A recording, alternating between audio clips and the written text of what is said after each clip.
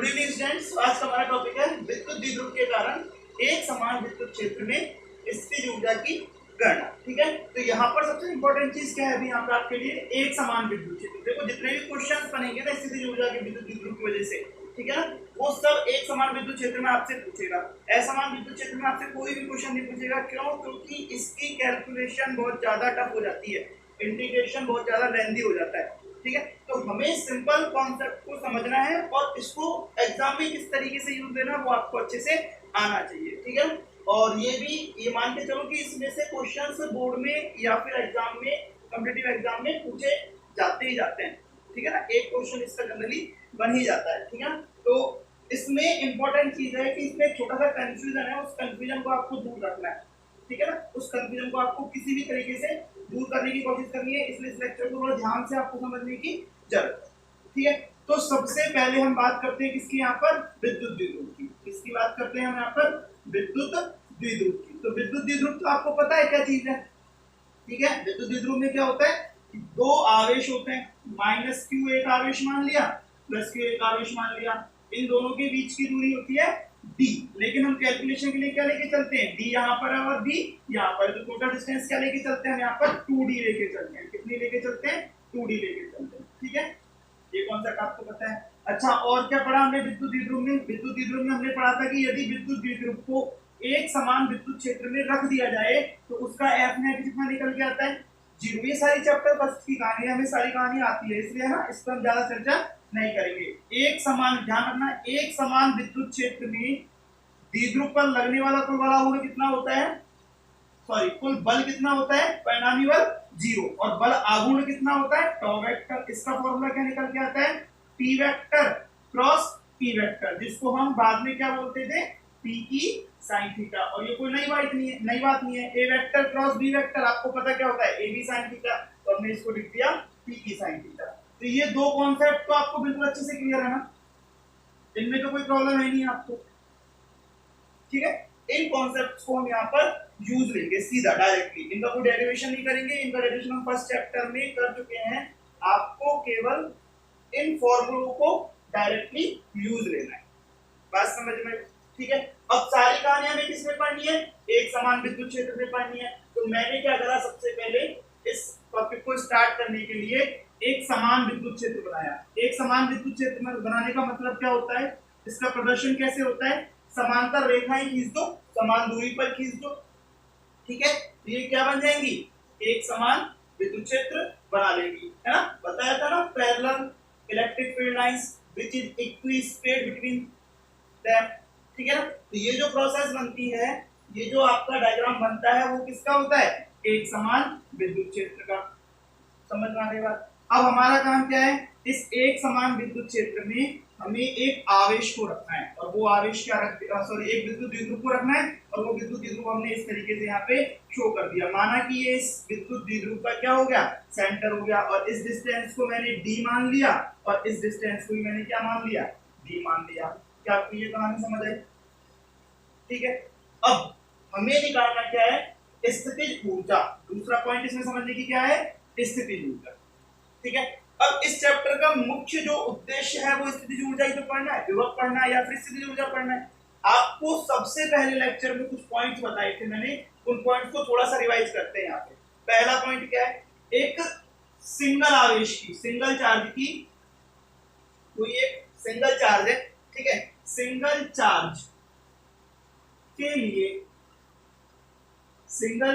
लिए U कितना निकल के आता है, 0 निकल के आता है ना। ये पॉइंट आपको ध्यान रखना है कि सिंगल चार्ज का U क्या होता है, 0 होता है। तो कभी भी हम सिंगल चार्ज के लिए पोटेंशियल एनर्जी फाइंड आउट नहीं कर सकते, इसलिए पोटेंशियल एनर्जी फाइंड आउट करने के लिए हमें क्या निकालना पड़ेगा, डेल U निकालना पड़ेगा। क्या निकालना पड़ेगा, डेल U। और इस डेल U का फॉर्मूला क्या होता है, U of F minus U of I। Del U का फॉर्मूला क्या होता है भाई, U of F minus U of I। मतलब फाइनल पॉइंट पर और इनिशियल पॉइंट पर आप क्या निकालो, पोटेंशियल एनर्जी निकालो, और उनको क्या कर दो, सब्ट्रैक्ट कर दो। ठीक है, अनंत से किसी आवेश को लेकर आते थे तो इनिशियल पॉइंट क्या होता था, अनंत, और जहां से लेकर आते थे वो तो इनिशियल पॉइंट हो गया, जहां तक लेके आते थे वो क्या हो गया, आपका फाइनल पॉइंट हो गया। ठीक है, तो फाइनल और इनिशियल पहचानना आपको आना चाहिए। जहां से उठा रहे हैं चार्ज को, ठीक है, वो तो है इनिशियल, और जहां तक जा रहा है वो क्या है, फाइनल। ठीक है, इस फॉर्मूले को हमने कुछ इस तरीके से भी पढ़ा था, ये होता है minus of W electric force, और ये इक्वल होता है W एक्सटर्नल। अब पढ़ रखा है तो अच्छी बात है, वैसे तो मैंने इसका बहुत डिस्कशन किया है लेक्चर 2, 3, 4 में, ठीक है, और यदि आपको नहीं आता तो ये फॉर्मूला आपको लर्न करना पड़ेगा, ये फॉर्मूला आपको लर्न करना पड़ेगा। समझना है तो लेक्चर नंबर 2, 3 देखो, उसमें अच्छे से समझाया मैंने, एक लेक्चर स्पेशली इसी के लिए बनाया मैंने, लेक्चर नंबर 2, ठीक है, तो वहां समझना UF माइनस UI बराबर कितना, माइनस W इलेक्ट्रिक कह लो या फिर W एक्सटर्नल कह लो। बात समझ में आ गई यहां तक। अब हमारा काम क्या है, UF और UI की वैल्यू फाइंड आउट करना है। हमारा मेन काम क्या है, UF और UI की वैल्यू फाइंड आउट करना। वो निकलेगा किसकी हेल्प से, वो निकलेगा इलेक्ट्रिक वर्तन की वजह से, मतलब विद्युत क्षेत्र में किए गए कार्य की वजह से, या फिर एक्सटर्नल वर्तन की वजह से, बाह्यतम कोई भी कार्य जो इस पे किया जाएगा उसकी वजह से हम इसको निकाल सकते हैं। दोनों में डिफरेंस केवल किसका है, माइनस का। इस पॉइंट का ध्यान रखना, दोनों में डिफरेंस किसका है, केवल माइनस का। ठीक है, तो अब हम इसको सॉल्व करने के लिए हमें चाहिए क्या, एक्चुअल में हम निकालते हैं W इलेक्ट्रिक, विद्युत क्षेत्र द्वारा किया गया कार्य। कार्य का फॉर्मूला कक्षा 11 में मैंने पढ़ाया था आपको, क्या होता है, F vector dot dr vector का integration from r initial to r final. कोई भी एक बिंदु से ले लो r को और कोई भी एक बिंदु तक ले जाओ। ये लाइन की समझ में आ गई होगी आपको अच्छे से। अब सबसे बड़ी बात क्या है, सबसे बड़ी बात क्या है कि विद्युत द्विध्रुव को जब एक समान विद्युत क्षेत्र में रखा जाता है ना, तो उस पे नेट बल तो होता है 0, मतलब उस पे कोई परिणामी बल कार्य नहीं करेगा। अब जब नेट बल 0 हो गया तो इसके हिसाब से इलेक्ट्रिक वर्तन क्या हो जाना चाहिए, 0 हो जाना चाहिए, है ना। तो हम क्या बोलेंगे कि एक समान विद्युत क्षेत्र में ट्रांसलेशन मोशन इस विद्युत द्विध्रुव का नहीं होता, मतलब विद्युत द्विध्रुव इस पॉइंट से ऐसे नहीं जा सकता, ये अपने ही पॉइंट पे क्या करेगा, रोटेट करेगा। जब रोटेट करता है तो रोटेशन में भी तो वर्तन लगेगा, और उस रोटेशन में लगने वाले वर्तन को हम किससे शो करते हैं, θ1 से लेके θ2 तक, है ना। और tau vector dot d theta vector. Tau क्या है, टॉ है आपका बल आघूर्ण टॉर्क, और d थीटा क्या है, एंगुलर डिस्प्लेसमेंट। अब हमें पहले देखना है कि इन दोनों के बीच में एंगल कितना है, हमें क्या देखना है, इन दोनों के बीच में एंगल कितना है। देखो ध्यान से देखना, माइनस का कंफ्यूजन है। अभी मैं W इलेक्ट्रिक निकाल रहा हूं, मैंने डेल्यू नहीं निकाला, अभी क्या निकाला है, इलेक्ट्रिक फोर्स, है ना। डेल्यू के लिए बाद में इसमें क्या लगा देंगे हम, माइनस लगा देंगे, ठीक है ना। अब हम क्या कह रहे हैं, देखो टॉ डॉट डी थीटा हो गया, यहां टॉ और थीटा के बीच जो एंगल है ना, वो कितना है, 180 डिग्री का है। क्यों है, देखो टॉर्क तो घूमेगा ऐसे क्लॉकवाइज, ठीक है, और थीटा घूमेगा एंटी क्लॉकवाइज। थीटा तो कैसे घूमेगा, इसमें ऐसे घूमेगा, है ना, और टॉर्क कैसे घूमेगा, ऐसे घूमेगा। देखो भाई समझो इस चीज को थोड़ा सा, ये ऐसे है, एक समान विद्युत क्षेत्र ऐसे, मैंने इस द्विध्रुव को ऐसे रख दिया, इस पॉइंट पे ऐसे रख दिया, तो अब ये किधर की तरफ मूव करेगा आप बताओ। यदि इस पे एक फोर्स इधर लग रहा है और एक फोर्स इधर लग रहा है, तो किधर मूव करेगा, ऐसे ही तो मूव करेगा। तो टॉर्क तो इसका क्या है, क्लॉकवाइज है, ठीक है, लेकिन इस टॉर्क को प्रोड्यूस करने के लिए हमें थीटा मूव कराना पड़ेगा। इसको थीटा किधर मूव कराएंगे, इधर ऊपर की तरफ, देखो थीटा ऐसे बनाएंगे इसका, तो थीटा और टॉर्क, थीटा चल रहा है एंटी क्लॉकवाइज, टॉर्क चल रहा है क्लॉकवाइज, तो एंगल हो गया दोनों के बीच में कितना, 180 डिग्री। इसलिए मैंने W इलेक्ट्रिक क्या लिख दिया यहाँ पर, W इलेक्ट्रिक आपको मिला कितना, minus of tau d theta, है ना, और फ्रॉम θ1 टू θ2, या θ1 इनिशियल पोजीशन है थीटा की और θ2 फाइनल पोजीशन है। यहां तक की बात समझ में आ गई। अब टॉ तो हमने पहले निकाल के रख रखा है, टॉ बराबर क्या होता है, देखो यहाँ पे टॉ बराबर होता है PE sin थीटा। टॉ का फॉर्मूला क्या होता है, PE sin थीटा। टॉ का फॉर्मूला क्या होता है, PE sin थीटा। तो मैंने यहाँ पे इसकी वैल्यू रख दी, तो क्या हो गया ये, minus PE sin theta d theta from θ1 to θ2। समझ में आ गया।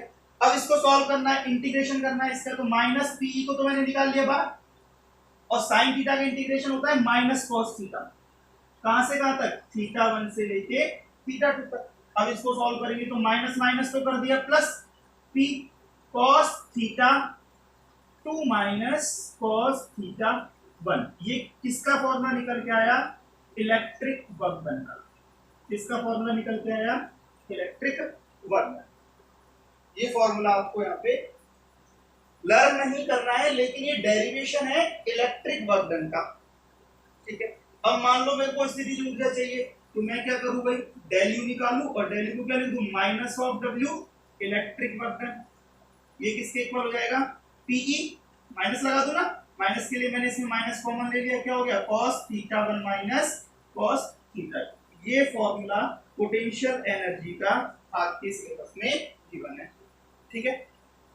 ये सारी बात आपको समझ में आ गई अच्छे से, ठीक है। ये फॉर्मूला है पोटेंशियल एनर्जी का, चेंज इन पोटेंशियल एनर्जी बोलेंगे एक्चुअल में इसको, Pe cos theta 1 minus cos theta, ठीक है। तो आपको न्यूमेरिकल में बल्कि कंफ्यूज करेगी, ठीक है। इसका और इजी मेथड मैं आपको बताऊंगा, न्यूमेरिकल में वही मेथड आप हमेशा अप्लाई करना, कभी क्वेश्चन गलत नहीं हो, ठीक है। चाहे वो किसी भी कंपटीशन का क्वेश्चन हो, आपको ये फॉर्मूला अप्लाई नहीं करना, इस बात को ध्यान रखना, ठीक है ना। जो मैं फॉर्मूला बता रहा हूं ना दूसरा, वो वाला बताऊंगा अभी थोड़ी देर में, उसको अप्लाई करना है, इसको अप्लाई मत करना। आपको ये तो केवल बोर्ड पर्पस से डेरिवेशन कराना था, तो मैंने आपको यहाँ पे करा दिया, ठीक है। अब देखो आगे, अब हम क्या कह रहे हैं कि इस प्रोसेस को आगे बढ़ाने के लिए हमें डेल यू चाहिए, डेल यू तो चाहिए इसमें और चीज समझने के लिए, डेल यू का कोई एक नया कॉन्सेप्ट चाहिए। तो डेल यू के कॉन्सेप्ट में आपको पता है कि यू एफ चाहिए और यू आई चाहिए, ठीक है। तो मैं क्या कह रहा हूं यहाँ पे कि यू एफ माइनस यू आई निकालने के लिए मैं माइनस ऑफ डब्ल्यू इलेक्ट्रिक लगाऊंगा या फिर डब्ल्यू एक्सटर्नल लगाऊंगा, और कोई चारा मेरे पास यहाँ पर नहीं। अब इस डेरिवेशन को इजी करने के लिए हम यहाँ पर एक अजम्पशन मानते, प्योर अजम्पशन है ये, जो प्रूफ हो जाएगा थोड़ी देर बाद अपने आप ही, है ना। अजम्पशन माना है, अजम्पशन क्या माना है कि at theta is equal to 90 degree the change in potential energy कह लो या फिर पोटेंशियल एनर्जी कह लो, कितनी हो जाती है, 0 हो जाती है। यदि आपका कोई भी डाइपोल इनिशियल पोजीशन पे 90 डिग्री पे रखा हुआ है, थीटा आई लेके चलो इसको, है ना, इनिशियल पोजीशन पे 90 डिग्री पे रखा हुआ है, तो पोटेंशियल एनर्जी कितनी हो जाएगी, 0 हो जाएगी। या फिर आप कह दो कि यदि थीटा बराबर 90 है तो पोटेंशियल एनर्जी कितनी हो जाएगी, 0, ठीक है। ये अजम्पशन है, इसको मानो, बचाओ आराम से, ठीक है। ये अजम्पशन हमने प्योर अजम्पशन माना है क्वेश्चन को सॉल्व करने के लिए। जैसे इनफाइनाइट पे हम पोटेंशियल एनर्जी को 0 मानते थे ना, इसी तरीके से घूर्णन के केस में 90 डिग्री पे हमने पोटेंशियल एनर्जी को क्या माना है, 0। इस बात को आप बता लो, डाइजेस्ट करो इस बात को थोड़ी सी, कि अजम्पशन माना है क्या, theta is equal to 90 degree पे पोटेंशियल कितना होता है, 0 होता है। Theta is equal to 90 degree पे पोटेंशियल कितना होता है, 0 होता है। अब ये अजम्पशन क्यों माना हमने, इस अजम्पशन को समझने के लिए हमें थोड़ा सा प्रोसेस करना पड़ेगा। प्रोसेस क्या है वो देखो, ठीक है। अब हम कहते हैं कि हमने निकाला डेल यू, डेल यू बराबर कितना, यू एफ माइनस यू आई, यही तो होगा, यू एफ माइनस यू आई। ये बात समझ में आ रही है, यू एफ माइनस यू आई। और हमने डेल यू का एक फॉर्मूला भी थोड़ी देर पहले निकाला था, कितना निकला था, PE cos theta 1 minus cos theta 2, याद है कैसे, cos theta 1 minus cos theta 2। अब मैंने क्या करा कि थीटा 1 की जगह पे देखो यू एफ माइनस यू आई, मेरे को एक सिंगल पॉइंट पे पोटेंशियल एनर्जी निकालने के लिए क्या करना है, मैंने क्या करा, इनिशियल पॉइंट पर इसको मैंने ऐसे लिख दिया, you theta 2 minus you theta 1, और इनिशियल पॉइंट पर जो एंगल है वो मैंने कितना मान लिया, 90 डिग्री मान लिया। तो ये फॉर्मूला क्या निकल के आ गया आपके पास, पीई कॉस थीटा 2 किसका, माइनस, निकल के आ गया ना। कहने का मतलब क्या हो गया, u ऑफ थीटा 2 बराबर सीधा सीधा फॉर्मूला क्या आ गया, माइनस पीई कॉस थीटा। तो इस क्वेश्चन को मतलब इस कॉन्सेप्ट को समझने के लिए ही हमने इसको जीरो बनाया। इससे फायदा क्या हो गया, आपको ये पता लग गया कि लास्ट में विद्युत द्विध्रुव कहां पर है। यदि उसका थीटा पता है तो हम उसकी पोटेंशियल एनर्जी डायरेक्ट निकाल सकते हैं, उसकी पोटेंशियल एनर्जी हम डायरेक्ट निकाल सकते हैं। जब क्या मान ले, हम ये मान ले इनिशियल पोजीशन पर थीटा कितना है, 90 डिग्री है। क्या मान ले हम, जब इनिशियल पोजीशन पे थीटा कितना है, 90 डिग्री। ठीक है, ये प्योर अजम्पशन की वजह से हमारे पास ये रिजल्ट निकल के आया। कौन सा रिजल्ट निकल के आया कि u थीटा, अब टू को बैठा दो आप, एक पर्टिकुलर थीटा पे हम एक पर्टिकुलर पोटेंशियल एनर्जी गेन कर लेते हैं। फॉर्मूला क्या है, u theta is equal to minus PE cos theta.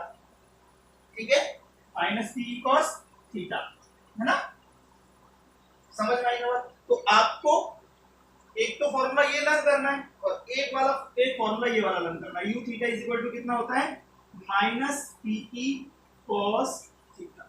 ये दो फॉर्मूले से आपके सारे क्वेश्चंस हो जाए। ठीक है, अब इसमें पहले हम कुछ कॉन्फ़िगरेशन देखते हैं, अलग अलग केसेस देखते हैं, है ना, उसके बाद हम क्वेश्चंस करेंगे। तो सबसे पहला केस हम लेते हैं, केस फर्स्ट। क्या मान के चलते हैं कि आपके पास इस तरीके से एक समान विद्युत क्षेत्र है।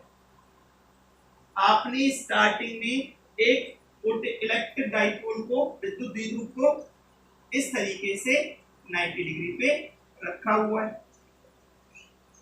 इस तरीके से कहां रखा हुआ है, इस विद्युत द्विध्रुव को 90 डिग्री पे रखा हुआ है। तो चलो बताओ इसमें एफ नेट कितना हुआ। एफ नेट तो आप बोलोगे एक समान विद्युत क्षेत्र पे कितना होगा, 0 होगा। आपसे पूछे कि टॉ नेट बताओ, तो टॉ नेट का फॉर्मूला कितना, पीई साइन थीटा, और थीटा कितना है यहाँ पर 90 डिग्री है। तो टॉ हमें मिलेगा इस कंडीशन में मैक्सिमम कितना, पीई। और चेंज इन पोटेंशियल एनर्जी कितनी मिलेगी हमें, 0। आप सीधा बोल दो कि इस पॉइंट पर u कितना मिलेगा हमें, 0। तो ये केस आपको ध्यान रहेगा। जब विद्युत द्विध्रुव 90 डिग्री पर होता है, मतलब P वेक्टर की डायरेक्शन किधर है, इधर है, और E वेक्टर की डायरेक्शन किधर है, इधर है। जब P वेक्टर और E वेक्टर के बीच एंगल कितना होता है, 90 डिग्री होता है। ठीक है, तो F नेट 0 है, टॉ मैक्सिमम है, और पोटेंशियल एनर्जी कितनी है, 0। केस फर्स्ट समझ में आ गया आपको अच्छे से। अब केस सेकंड की बात करते हैं। केस सेकंड में हमने क्या करा, ये केस सेकंड थोड़ा सा इंपॉर्टेंट है। ठीक है, समझना इसको। वही एक समान विद्युत क्षेत्र हमने यहाँ पे लिया इस तरीके से। अब की बार हमने हमारे विद्युत द्विध्रुव को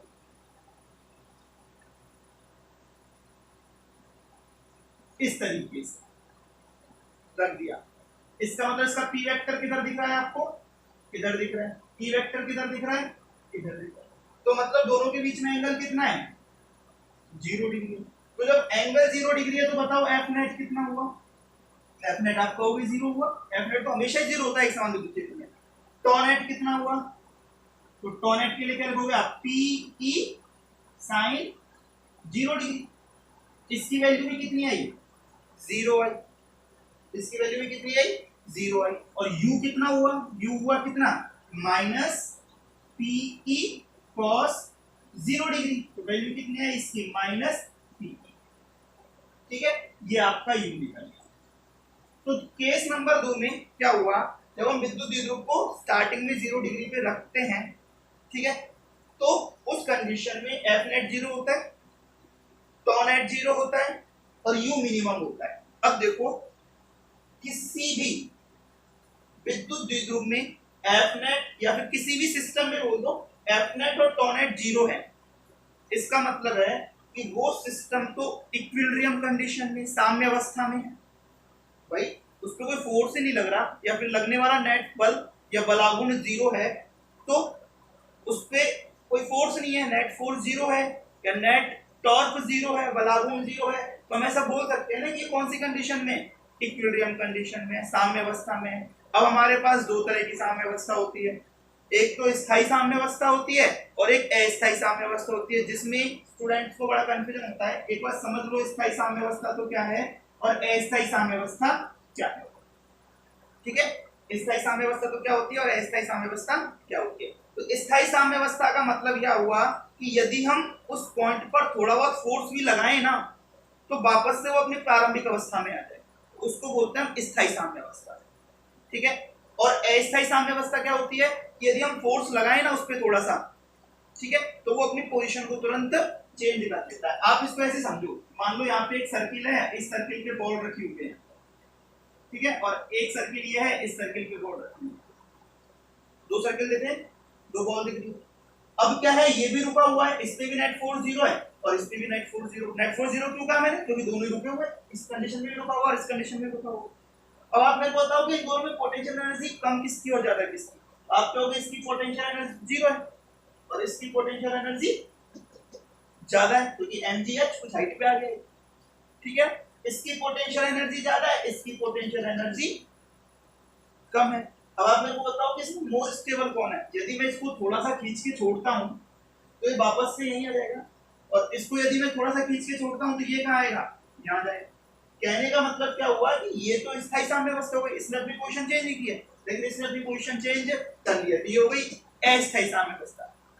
तो हम सीधी भाषा में क्या कहेंगे, जब पोटेंशियल एनर्जी मिनिमम होती है, जब पोटेंशियल एनर्जी मिनिमम होती है तो निकाय या सिस्टम या कोई भी आप जो भी ले रहे हो निकाय, वो किसमें होगा, वो होगा स्थायी साम्यावस्था में। तो ये कौन सी साम्यावस्था का एग्जांपल है, स्थायी साम्यावस्था। साम्यावस्था तो है, साम्यावस्था कब है, जब एफ नेट और टो नेट 0 है। कौन सी साम्यावस्था होगी, या स्थायी हो सकती है या फिर अस्थायी हो सकती है। अब है कौन सी, तो यदि पोटेंशियल एनर्जी मिनिमम है तो कौन सी है, स्थायी साम्यावस्था। बात समझ में आ गई। अब बात करते हैं हम केस थर्ड की। केस थर्ड में आपकी बार मैंने क्या कहा कि भाई थीटा मैंने ले लिया 180 डिग्री। 180 का मतलब क्या हुआ, 180 का मतलब हुआ कि द्विध्रुव रखा तो ऐसे ही है, लेकिन अब की बार यहाँ पे क्या आ गया, प्लस क्यू और यहाँ आ गया माइनस क्यू। ठीक है, तो ये तो हो गया आपका ई वेक्टर और ये हो गया पी वेक्टर। एंगल कितना हो गया 180। तो एफ नेट कितना का हो गया, 0 का हो गया। टो नेट कितना का हो गया, पीई साइन 180 0 हो गया। और u कितना का हो गया, u देखो कितना हुआ, u हुआ माइनस पीई कॉस 180, है ना। तो ये हो गया माइनस और माइनस प्लस, तो u बराबर कितना हो गया पीई। अब यहाँ कह रहे हैं कि हम इससे ज्यादा स्थितिज ऊर्जा आपको नहीं मिल सकती, ये लास्ट स्थितिज ऊर्जा है, इसकी मैक्सिमम। ठीक है, क्या बोल रहे हैं, इसकी इस निकाय की मैक्सिमम जो पोटेंशियल एनर्जी है ना, वो क्या है, पीई है। तो अधिकतम स्थितिज ऊर्जा हो गई, इसका मतलब क्या हुआ, अधिकतम स्थितिज ऊर्जा हो गई, इसका मतलब क्या हुआ कि ये कौन सी साम्यावस्था है, अस्थायी साम्यावस्था। अधिकतम अस्थायी, मिनिमम स्थायी, क्या, पोटेंशियल एनर्जी। ठीक है, अधिकतम में अस्थायी साम्यावस्था, अधिकतम स्थितिज ऊर्जा में अस्थायी साम्यावस्था, न्यूनतम स्थितिज ऊर्जा में स्थायी साम्यावस्था। क्या आपको ये तीनों पॉइंट क्लियर हो गए। ठीक है, अब ये खत्म होने के बाद आपके टॉपिक में कुछ नहीं बचता है, केवल कुछ न्यूमेरिकल्स हैं जो आपको कवर अप कर लेना। फिर भी मैं आपको यहाँ पर एक दो न्यूमेरिकल करवा दूंगा।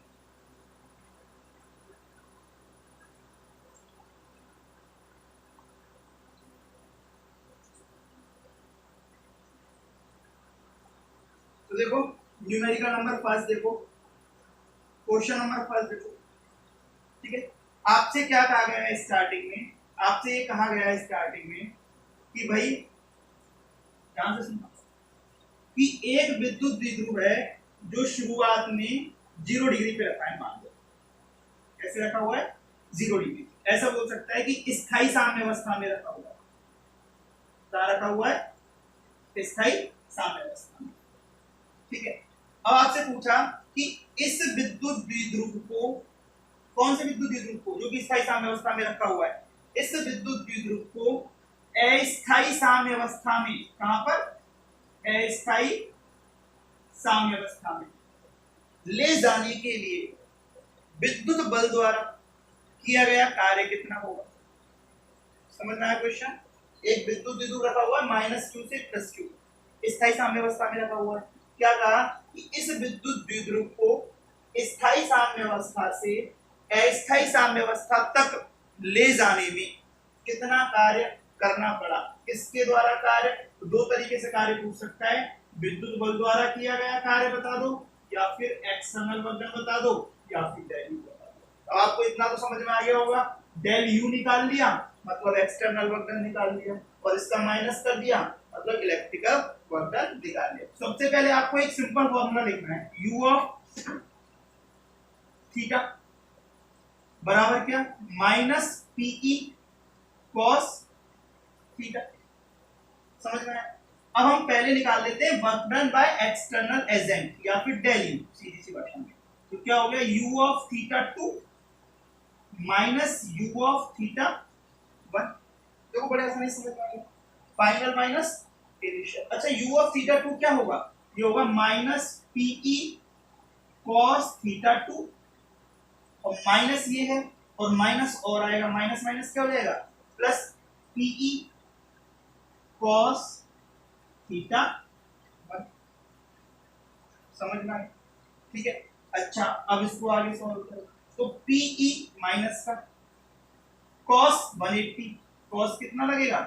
180। थीटा 2 कितना है? ऐसा सामने अवस्था में लेके जा रहे हैं ना, 180 प्लस पीई कॉस 0 डिग्री। तो ये माइनस माइनस क्या हो गया? प्लस, तो ये हो गया 2 पी। समझ में आ गया? तो ये इतना इसकी क्या होगी? चेंज इन पोटेंशियल एनर्जी होगी, या फिर यही क्या हो गया इसका? W एक्सटर्नल हो गया। अब इलेक्ट्रिक फोर्स की वजह से पूछे तो आप क्या कह दोगे? सीधा सीधा बताओ, आप खुद ही बताओ। -2। तो ये छोटा सा कंफ्यूजन है, कब प्लस कब माइनस, ठीक है। साइन का थोड़ा ध्यान रखना, नहीं इसका आंसर 0 भी आ सकता है। थोड़ा साइन गड़बड़ हुआ, इसका आंसर डायरेक्टली 0 आता है, जो गलत होता है। ठीक है, बात समझ में आ रही है? स्थायी साम्यावस्था से अस्थायी साम्यावस्था तक पहुंचाने में हमने क्या निकाल लिया? स्थितिज ऊर्जा निकाल ली, work done by external agent निकाल लिया, work done by electric force निकाल लिया। ठीक है, चलो एक क्वेश्चन और करते हैं। समझ में आया क्वेश्चन? एक क्वेश्चन और कर लेते हैं, ठीक है, ताकि और अच्छे से इसका कॉन्सेप्ट तो क्लियर हो। अब देखो, कुछ भी बना लो क्वेश्चन, जैसे कि मैंने कहा कि आपका एक समान विद्युत क्षेत्र, ये तो फिक्स है कि विद्युत क्षेत्र एक समान है ना। इनिशियल पोजीशन पर कोई विद्युत द्विध्रुव इस तरीके से रखा हुआ है, -q + q, ठीक है ये, और आपको ये एंगल दे रखा है थीटा, ठीक है। इसकी वैल्यू दे रखी है सपोज आपको 60 डिग्री, कितनी दे रखी है? 60 डिग्री। अब क्या हुआ, इसको हमने घुमाना शुरू करा, घुमाना शुरू करा, घुमाना शुरू करा, और इसको घुमाते घुमाते हम ऐसे ले गए, ठीक है, ऐसे लिया है। ये आपका +q हो गया और ये आपका हो गया -q, ठीक है। और आपको अब की बार क्या है, ये वाला एंगल दे रखा है, कितना? 30 डिग्री। समझ आ गया क्वेश्चन? ये -q है, ये +q है, ये एंगल कितना दे रखा है? 30 डिग्री। आपसे पूछा है कि चेंज इन पोटेंशियल एनर्जी बताओ कितनी। आपको फॉर्मूला तो पता है, क्या लगाओगे? u θ2 - u θ1, मतलब Pe माइनस का cos θ2 प्लस Pe cos θ1। अब प्रॉब्लम सबसे बड़ी क्या है पता है? θ2 और θ1 फाइंड आउट करना, ठीक है। θ1 में हमें दिख रहा है डायरेक्टली 60 डिग्री है, कोई कंफ्यूजन नहीं है, θ1 पे 60 डिग्री है इनिशियल पोजीशन पे। अब कंफ्यूजन किसमें है? θ2 में। तो θ2 को देखो क्या है, +q और -q, तो आपको पता है डायरेक्शन तो किधर जाएगी? इधर ही तो जाएगी इसकी। ये तो p वेक्टर की डायरेक्शन, इस डायग्राम को मैं बना रहा हूं, तो p वेक्टर की डायरेक्शन कैसे हुई इसकी? ऐसे। अच्छा, e वेक्टर की डायरेक्शन कैसे है? ऐसे, ठीक है। ये एंगल कितना दे रखा है आपको? 30 डिग्री। लेकिन मेरे को एंगल चाहिए कहां से? यहां से चाहिए, यहां से चाहिए ना। अब ध्यान से देखो, ये एंगल कितना हुआ? 90 हुआ, ये तो 90 होगा। तो देखो 90 90 180, ठीक है, 180 और 30, 90 90 180, भाई चाहिए तो ऐसे रखो एंगल, 90 90 180, 180 और 30 कितना हो गया? 210, ठीक है। तो ये जो θ2 है ना, वो कितना है? 210। अब इसको सॉल्व करना पड़ेगा, तो -Pe cos 210 degree plus P की cos 60 डिग्री। अब cos 210 को निकालने का तरीका, तो निकालने के तो कई सारे तरीके, जैसे कि मैं यहाँ पे एक एग्जांपल देख बता देता हूँ आपको। cos 360 लें या फिर कितना लें, तो आपको पता रहता है 180 180 और कितना बचेगा ये 180 और 120, 180 और 120 दो सौ लेंगे ना, तो लिख दूंगी cos 180 plus 120 cos a plus b cos, इनको जोड़ लो एक बार, हो रहे ना 0 8 और 2 10, नहीं हो रहे क्या?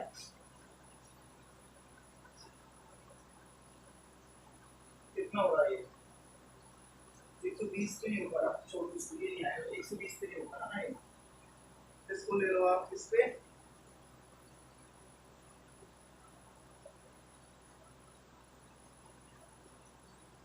30 120 180 प्लस 30 सीधा सीधा होगा ना, क्या सोचते हैं 180 प्लस 30 हो गया, ये हो जाएगा cos a cos b minus sin a sin b, तो ये तो जीरो हो गया, इसको निकालना है cos a की वैल्यू माइनस है ना √3/2, तो यहाँ आ गया कितना minus minus plus √3/2 pe plus pe/2, solve कर दो इसको, तो pe/2 तो आ गया कॉमन, कितना आ गया √3 + 1, ठीक है, तो आपका ये आंसर है, समझ आ गया, ये आपका आंसर हो गया डेल। अच्छा, work done by electric force पूछता तो क्या कहते हैं आप, माइनस लगा देते हैं, work done by external agent कहते हैं तो क्या कहते हैं आप, ये आंसर। इस तरीके से आपको इन क्वेश्चंस के साथ डीलिंग करनी है, समझ में आया, ठीक है, इजी टॉपिक है, कोई कंफ्यूजन वाली बात इसमें है नहीं। हाँ, पहले यदि आप उसको थोड़ा सा बुक के हिसाब से पढ़ते तो ये प्लस माइनस का कंफ्यूजन आपके रहता, लेकिन अब सारे कंफ्यूजन आपके शायद दूर हो, ठीक है।